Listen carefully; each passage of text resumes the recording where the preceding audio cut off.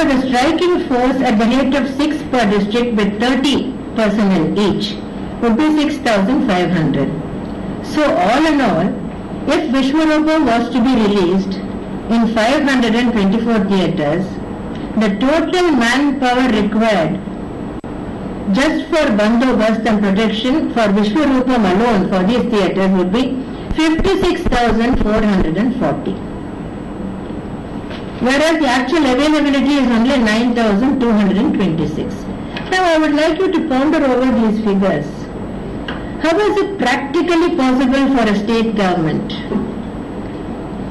to provide protection and maintain law and order when we don't have adequate manpower?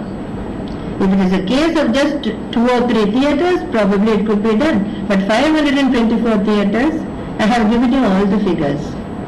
So I would also like you to understand what is the meaning of maintaining law and order. Maintaining law and order doesn't mean allowing a situation to turn violent, allowing violence to take place, and then stepping in to try and quell the violence and restore peace. And particularly when you have only a limited police force as we do in the state. What would be the alternative for the government? This is what we normally do. We rely on intelligence inputs. If intelligence reports tell us that there is likely to be trouble in a certain place, there are likely to be violent incidents in a certain place due to such and such reasons, then what the government would do, what the police would do is to take preventive action to see that that violence does not occur. Now for example, there are certain political leaders who create trouble wherever they go. If they enter a sensitive district and if they are allowed to make some rabble-rousing speeches, there are always violent incidents. So sometimes because there is no other option, the district administration, the collector takes the decision of banning that person's entry into the district for a certain period of time. Thereby we maintain peace. So maintaining law and order doesn't mean allowing a situation to erupt and turn violent and then trying to quell the violence. That's not always possible. It's not sensible. It's not practical. The sensible way of maintaining law and order and maintaining the public peace is to prevent violent incidents from occurring. And when you know that there is going to be violence in a certain situation, in a certain place, it is the duty of the government to do whatever is possible to prevent that from happening, to take preventive action. It is only in that spirit that we approached the issue of the release of the film Vishwaroopam. Now, I have been accused of having a personal motive in this. One motive that has been attributed is some business interest in a private TV channel. Many papers have published such reports. Many TV channels have reported such news. The channel in question is Jaya TV. Jaya TV is a channel which supports the All India Anna DMK. Other than that, Jaya TV does not belong to me, does not belong to the party. I do not own any shares in Jaya TV. I am not in any way associated with the administrative, day-to-day administration of the channel. I have nothing to do with Jaya TV. So to say that there was a demand that the film should be sold at a low price to Jaya TV and because of that I am taking this action, is a wild, reckless charge against a responsible constitutional authority. And whoever has made these charges, we will have to take legal action against them, whether it is a newspaper, whether it is a TV channel.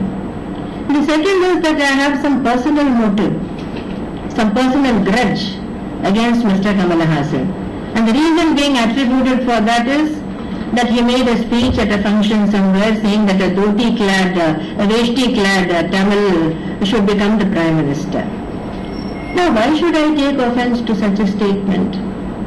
Mr. Kamala Hassan has got the freedom to wear his political views like anyone else.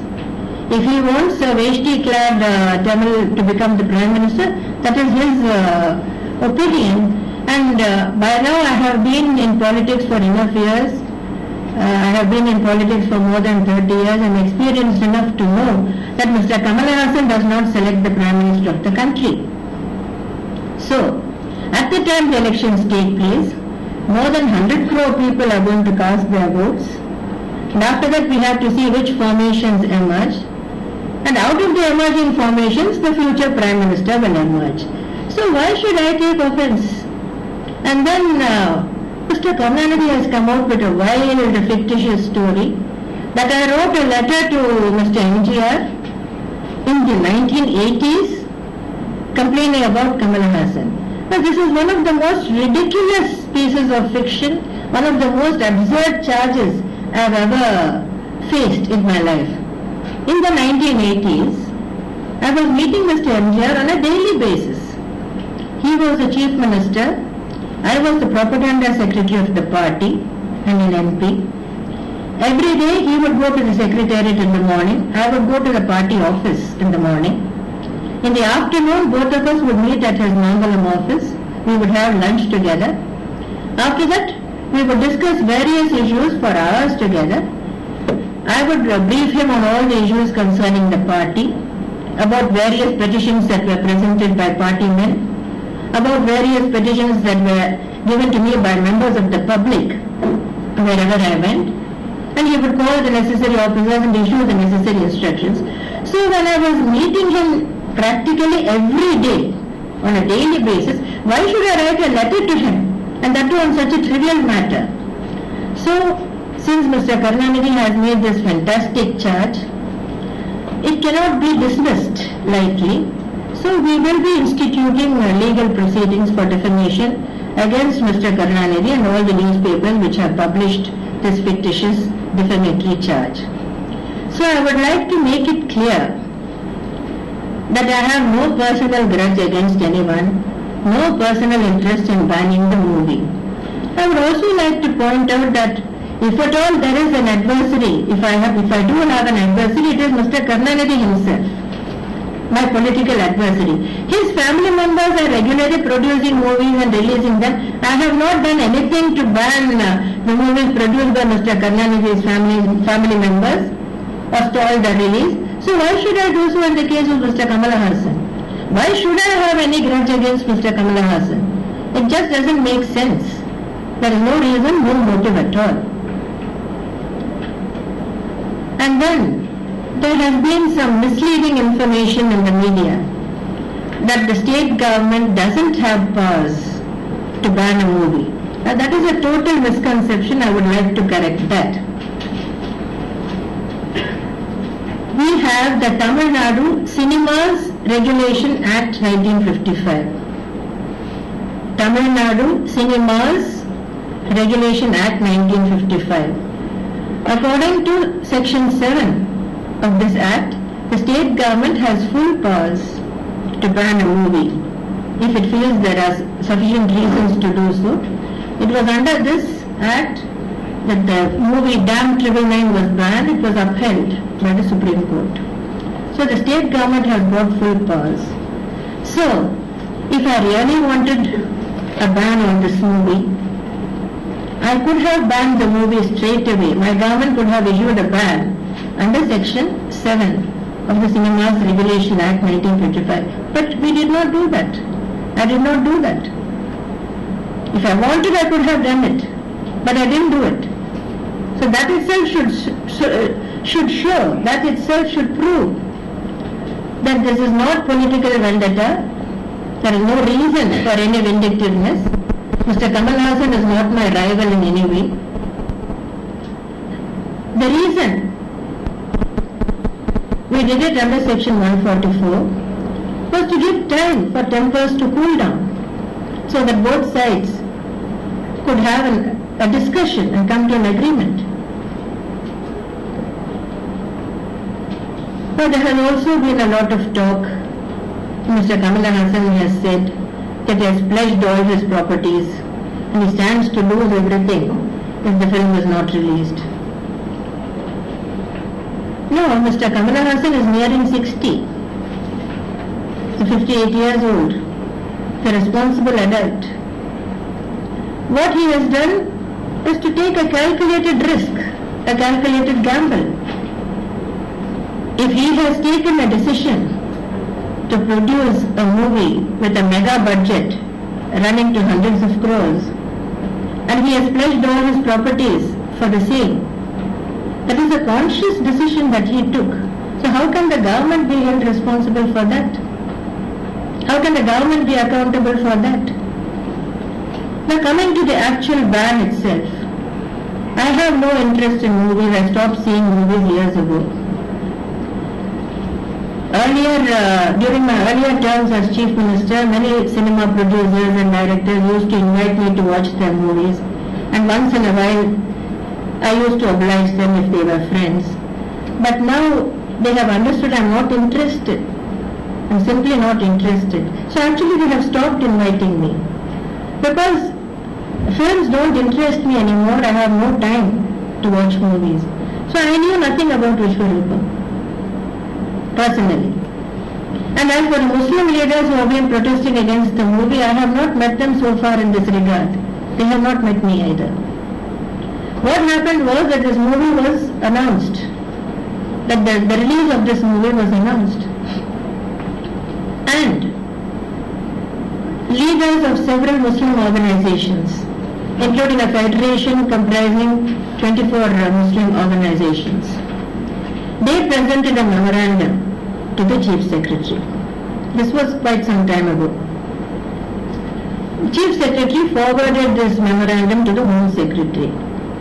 And then the concerned Muslim organizations representatives met the Home Secretary. At that stage itself, they wanted to see the movie.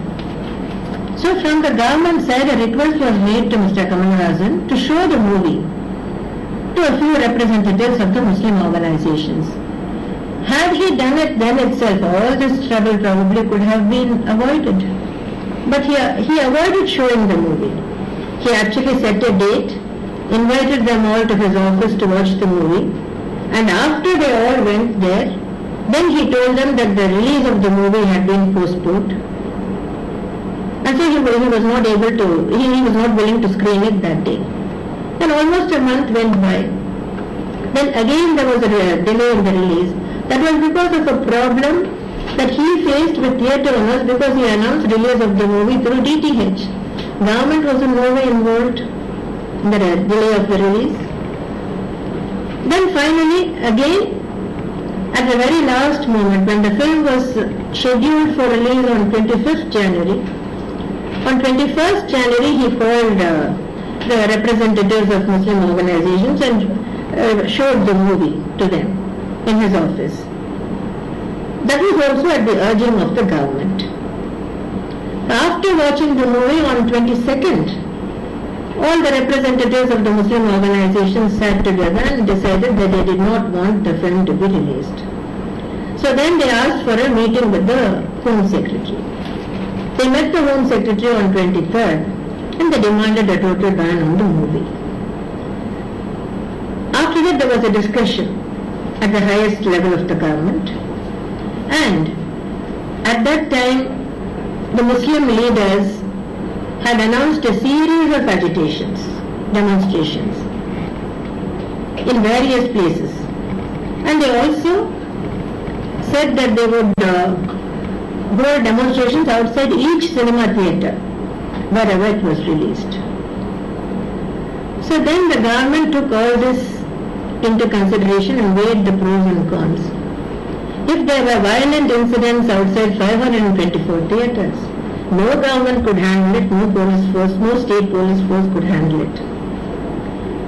And if we did allow the violence to occur, there was every apprehension that there would be violent incidents.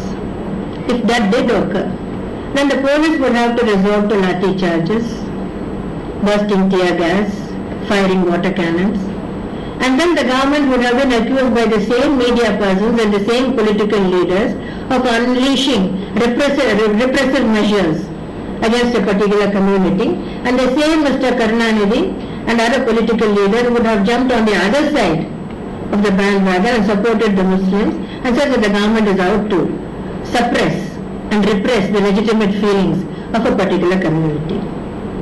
So we we took all this into consideration and decided. At that time, I must point out, Mr. Kamal Haasan was not prepared to make any changes in his movie. He was not prepared to effect a single cut. So at that time, in order to maintain public peace, in order to preserve law and order, in order to prevent the outbreak of uncontrollable violence all over the state government had no other option but to issue an order under section 144 of the CRPC. This was done by the district collectors using their power as district magistrates. And this was only for a period of 15 days. As I said, if we really wanted to ban the movie, we could have used section 7 of the Cinemas Regulation Act 1955. But we chose to use only section 144. Now under section 144, if Mr. Kamala Haasan so wanted, he could have approached the government at that stage itself and sought recourse. And we would have facilitated a dialogue between him and the Muslim leaders. But instead he chose to go immediately to the court. He chose to go to the High Court immediately and file a writ petition against the government. Then after that you know what has happened. So, even at this stage, there had been another charge against me that I was personally responsible for this ban here in Tamil Nadu. If that were the case, now the film has been banned in Singapore, it's been banned in United Arab Emirates, it's been banned in Qatar, it's been banned in Sri Lanka, it was first released and then banned in Malaysia also. Then there were several violent incidents in Karnataka and several violent incidents in Andhra and in Kerala. Was I responsible for all that? Do I control the governments there?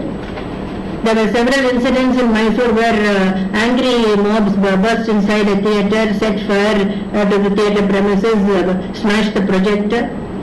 So how can all this be attributed to me?